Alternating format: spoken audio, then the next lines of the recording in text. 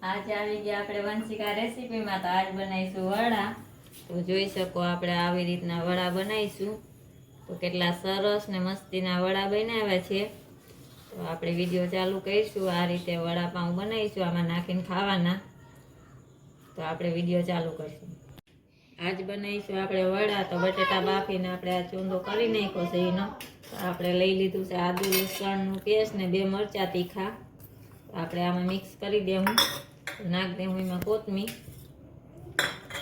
અને એમાં આપણે થોડોક નાખ દેવું લીંબુનો રસ। સ્વાદ પ્રમાણે આપણે નાખીશું મીઠું, 1 ચમચી જેટલું આપણે મીઠું નાખ્યું છે। તો એમાં નાખીશું આપણે હળદર 1 ચમચી જેટલી, ધાણા જીરું નાખીશું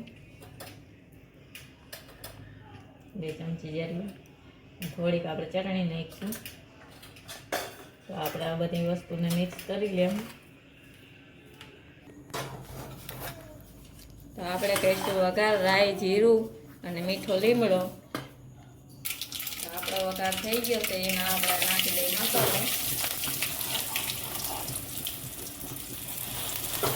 તો આપણે થોડીક વાર પકવી લઈએ મિક્સ કરીને વઘારને। મસાલો આ રીતે કાઢી ગયો છે। હવે આપણે ગેસને બંધ કરી દેવું। હા, તો આપણે આ લીંબુનો રસ આમાં નાખ દેવું। ચણાનો લોટ લઈ લીધો છે। તો આપણે ફૂલ સોડા થોડાક નાખ દેવું, એટલે સ્વાદ પ્રમાણે મીઠું નાખ દેવું। હવે આપણે થોડુંક પેલા પાણી નાખીશું।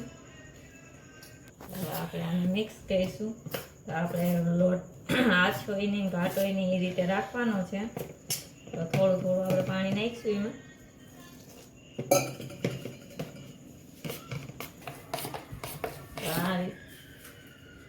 આ રીતે આપણો લોટ બનાવવાનો છે। તો આપણે આ રીતે ગોળ લડ્ડુ જેવા બનાવી લેવાના છે। તો આપણે આ રીતે લાડવા બનાવી લીધા છે। તો હવે આપણે તેલ તો પહેલાં જ રાખી દીધું હતું। તો હવે આપણે એમાં લોટમાં નાખીને આ રીતે નાખીશું।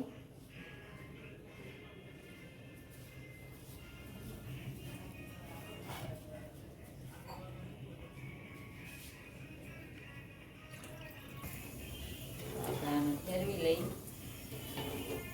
1 મિનિટ આપણે એને પકાઈશું। આપણા વડા પાકી ગયા છે। તો હવે આપણે કાઢી લેવું। આપણે પેલો કાણું જે તેલ ફૂલ થઈ ગયું છે, એટલે જરાક જ રાતા થઈ ગયા છે।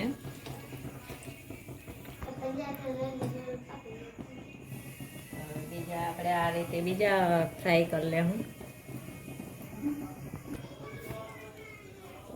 આપણે ચલાવી લેવું ધીમે આંચ પર। આપણું તેલ તો ફૂલ થઈ જ ગયું છે। તો આપણા વડા બધા બનીને તૈયાર થઈ ગયા છે, તમે જોઈ શકો છો। तो वीडियो पसंद आया हो तो लाइक शेयर करिए और ज़्यादा से ज़्यादा शेयर कीजिए।